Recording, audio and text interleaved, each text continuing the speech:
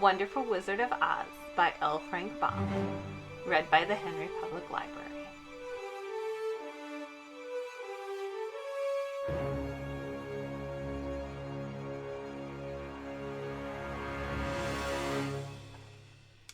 Chapter 11. The Wonderful City of Oz. Even with eyes protected by the green spectacles, Dorothy and her friends were at first dazzled by the brilliancy of the wonderful city. The streets were lined with beautiful houses, built all of green marble and studded everywhere with sparkling emeralds.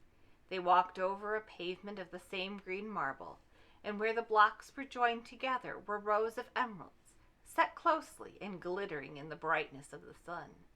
The window panes were of green glass. Even the sky above the city had a green tint, and the rays of the sun were green. There were many people, men, women, and children, walking about, and all these were dressed in green clothes and had greenish skins.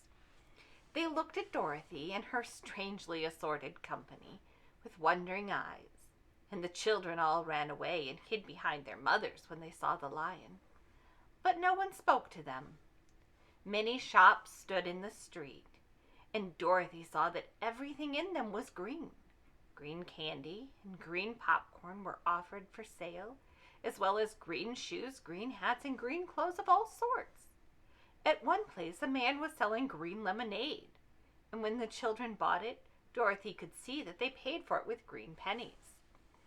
There seemed to be no horses or animals of any kind. The men carried things around in little green carts, which they pushed before them.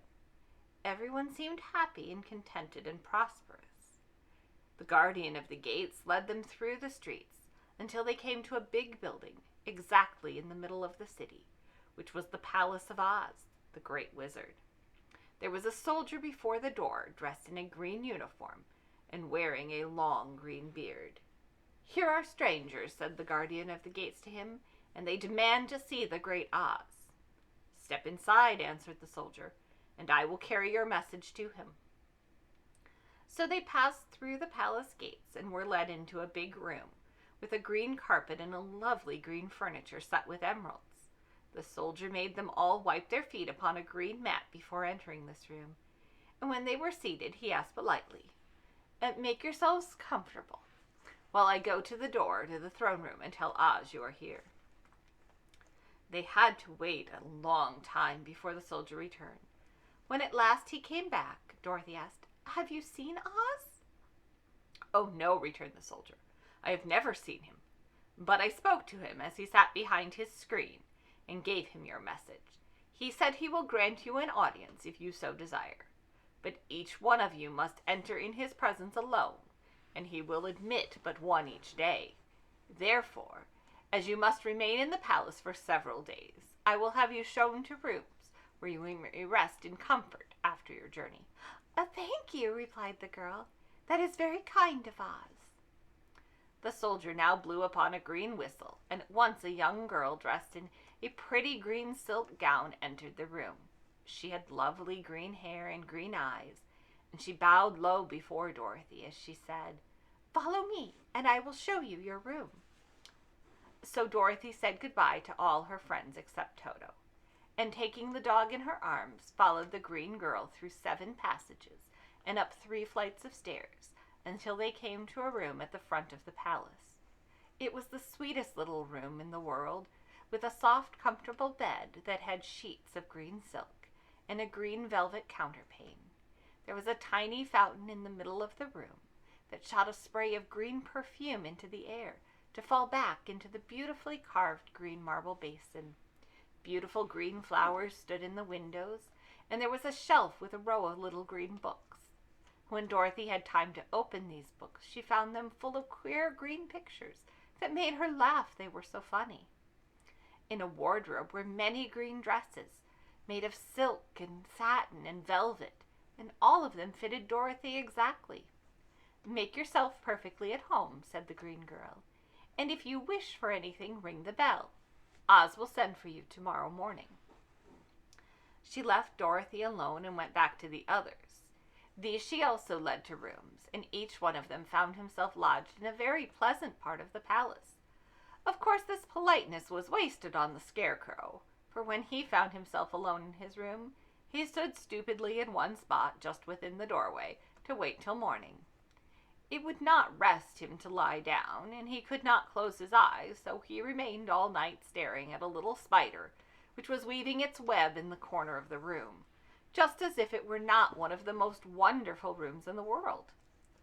The Tin Woodman lay down on his bed from force of habit, for he remembered when he was made of flesh. But not being able to sleep, he passed the night moving his joints up and down to make sure they kept in good working order. The Lion would have preferred a bed of dried leaves in the forest, and did not like being shut up in a room, but he had too much sense to let this worry him, so he sprang upon the bed and rolled himself up like a cat, and purred himself to sleep in a minute. The next morning after breakfast, the Green Maiden came to fetch Dorothy, and she dressed her in one of the prettiest gowns made of green brocaded satin. Dorothy put on a green silk apron and tied a green ribbon around Toto's neck, and they started for the throne room of the Great Oz. First, they came to the great hall, in which many ladies and gentlemen of the court, all dressed in rich costumes. These people had nothing to do but talk to each other, but they always came to wait outside the throne room every morning, although they were never permitted to see Oz.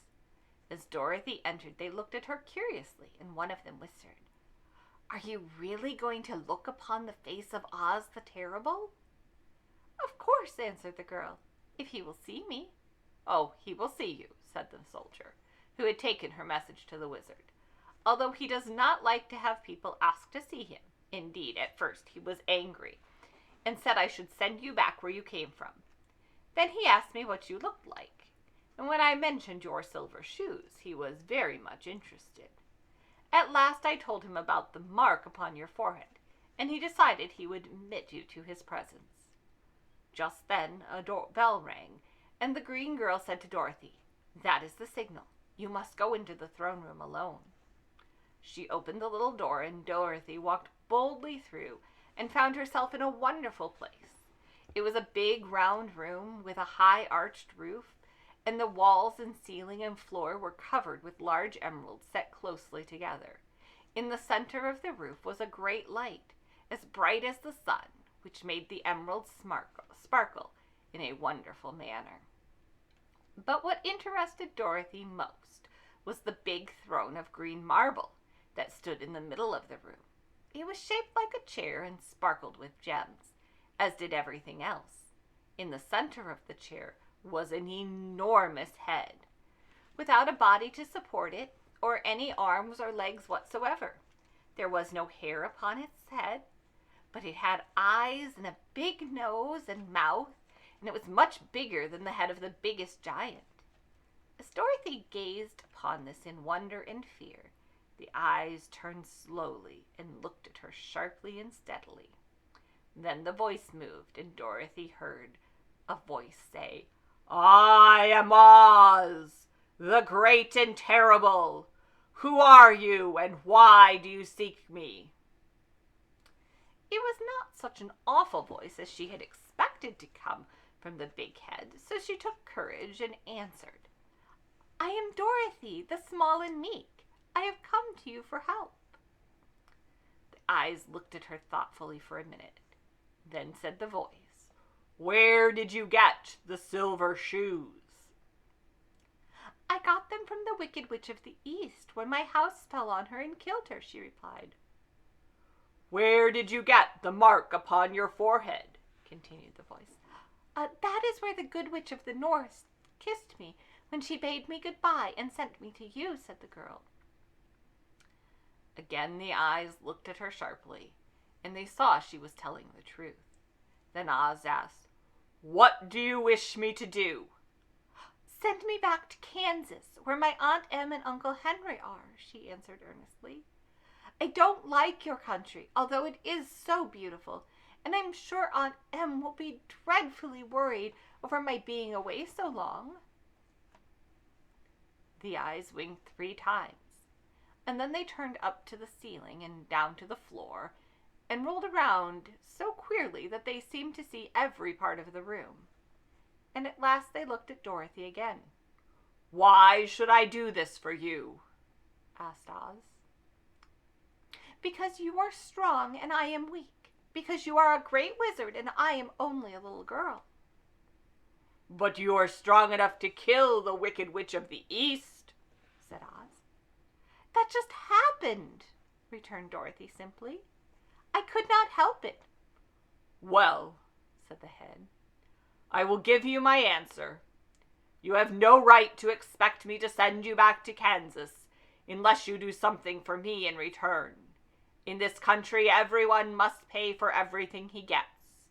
If you wish me to use my magic power to send you home again, you must do something for me first.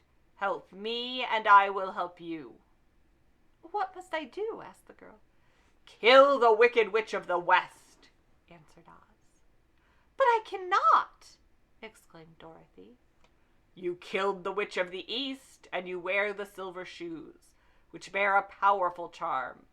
There is now but one Wicked Witch left in all this land, and when you can tell me she is dead, I will send you back to Kansas, but not before." The little girl began to weep. She was so much disappointed, and the eyes winked again and looked upon her anxiously, as if the great Oz felt that she could help him if she would. "I never killed anything willingly," she sobbed.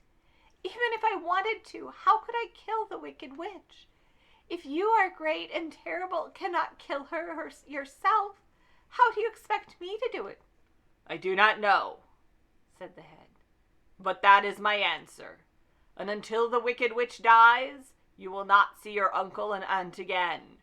Remember that the witch is wicked, tremendously wicked, and ought to be killed. Now go, and do not ask to see me again until you have done your task." Sorrowfully, Dorothy left the throne room and went back where the Lion and Scarecrow and the Tin Woodman were waiting to hear what Oz had said to her. "There is no hope for me," she said sadly, "for Oz will not send me home until I have killed the Wicked Witch of the West, and that I can never do." Her friends were sorry, but could do nothing to help her, so Dorothy went to her own room and lay down on the bed and cried herself to sleep. The next morning, the soldier with the green whiskers came to the Scarecrow and said, "Come with me, for Oz has sent for you." So the Scarecrow followed him and was admitted into the great throne room, where he saw, sitting on the emerald throne, a most lovely lady. She was dressed in green silk gauze and wore upon her a flowing crown, green locks, a crown of jewels. Growing from her shoulders were wings, gorgeous in color, and so light that they fluttered if the slightest breath of air reached them. When the Scarecrow had bowed, as prettily as his straw stuffing would let him, before this beautiful creature, she looked upon him sweetly and said, "I am Oz, the great and terrible. Who are you, and why do you seek me?" Now the Scarecrow, who had expected to see the great head Dorothy had told him of, was much astonished, but he answered bravely, "I am only a scarecrow stuffed with straw, therefore I have no brains, and I come to you praying that you will put brains in my head instead of straw, so that I may become as much a man as any other in your dominions." "Why should I do this for you?" asked the lady. "Because you are wise and powerful, and no one else can help me," answered the Scarecrow. "I never grant favors without some return," said Oz, "but this much I will promise. If you will kill the Wicked Witch of the West, I will bestow upon you a great many brains, and such good brains that you will be the wisest man in all the land of Oz." "I thought you asked Dorothy to kill the witch," said the Scarecrow in surprise. "So I did. I don't care who kills her, but until she is dead, I will not grant your wish. Now go, and do not seek me again until you have earned the brains you so greatly desire." The Scarecrow went sorrowfully back to his friends and told them what Oz had said. And Dorothy was surprised to find that the Great Wizard was not a head as she had seen him, but a lovely lady. "All the same," said the Scarecrow, "she needs a heart as much as the Tin Woodman." On the next morning, the soldier with the green whiskers came to the Tin Woodman and said, "Oz has sent for you. Follow me." So the Tin Woodman followed him and came to the great throne room. He did not know whether he would find Oz a lovely lady or a head, but he hoped it would be the lovely lady. "For," he said to himself, "if it is a head, I'm sure I shall not be given a heart, since a head has no heart of its own, and therefore cannot feel for me. But if it is the lovely lady, I shall beg hard for a heart, and all ladies are themselves said to be kindly-hearted." But when the Woodman entered the great throne room, he saw neither the head nor the lady, for Oz had taken the shape of the most terrible beast. It was nearly as big as an elephant, and the green throne seemed hardly strong enough to hold its weight. The beast had a head like a rhinoceros, only there were 5 eyes in its face. There were 5 long arms growing out of its body, and it also had 5 long, slim legs. Thick, woolly hair covered every part of it, and a more dreadful-looking monster could not be imagined. It was fortunate the Tin Woodman had no heart at that moment, for it would have beat loud and fast from terror. But being only tin, the Woodman was not at all afraid, although he was much disappointed. "I am Oz, the great and terrible," spoke the beast in a voice that was one great roar.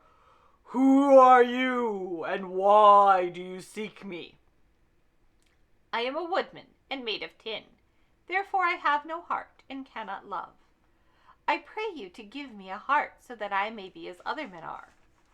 "Why should I do this?" demanded the beast.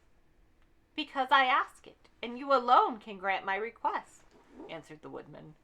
Oz gave a low growl at this, but said gruffly, "If you indeed desire a heart, you must earn it." "How?" asked the Woodman. "Help Dorothy to kill the Wicked Witch of the West," replied the beast.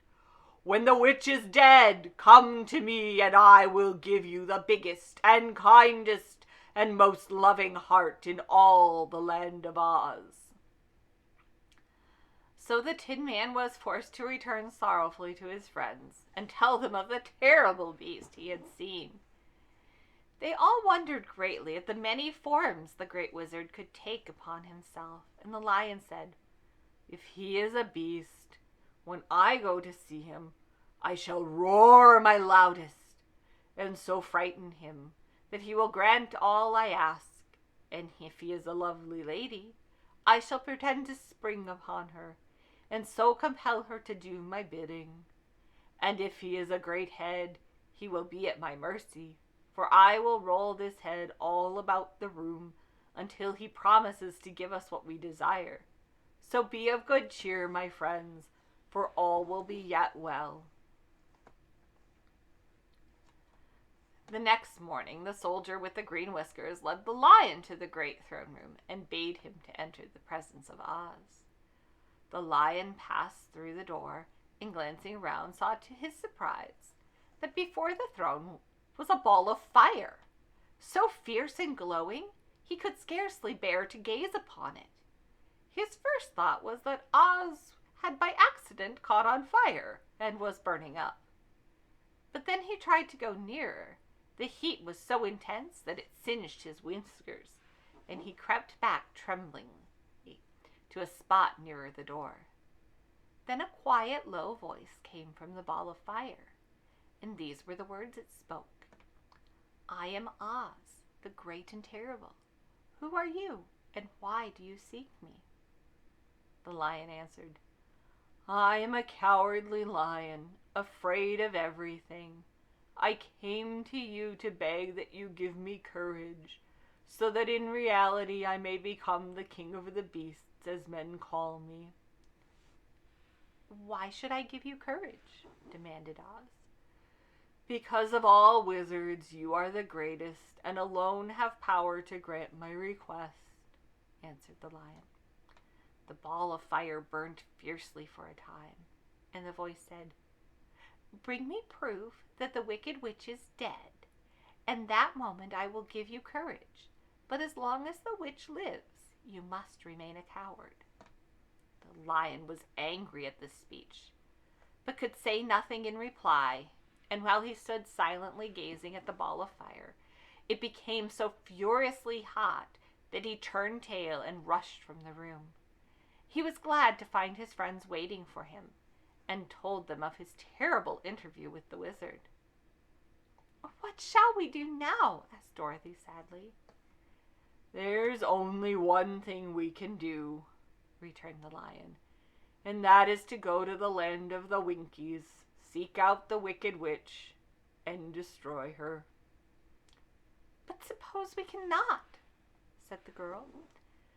"Then I shall never have courage," declared the lion. "And I shall never have brains," added the Scarecrow.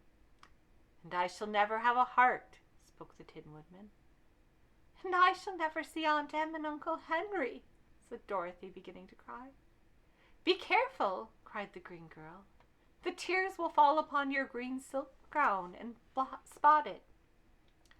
So Dorothy dried her eyes and said, "I suppose we must try it. But I am sure I do not want to kill anybody, even to see Aunt Em again." "I will go with you, but I am too much of a coward to kill the witch," said the lion. "I will go too," declared the Scarecrow, "but I shall not be of much help to you. I am such a fool." "I haven't the heart to harm even a witch," remarked the Tin Woodman. "But if you go, I certainly shall go with you." Therefore it was decided to start upon their journey the next morning, and the woodman sharpened his axe on a green grindstone, and had all his joints properly oiled. The Scarecrow stuffed himself with fresh straw, and Dorothy put new paint on his eyes, that he might see better. The green girl, who was very kind to them, filled Dorothy's basket with good things to eat, and fastened a little bell around Toto's neck with a green ribbon. They went to bed quite early and slept soundly until daylight, when they were awakened by the crowing of the green cock that lived in the backyard of the palace, and the cackling of the hen that had laid a green egg.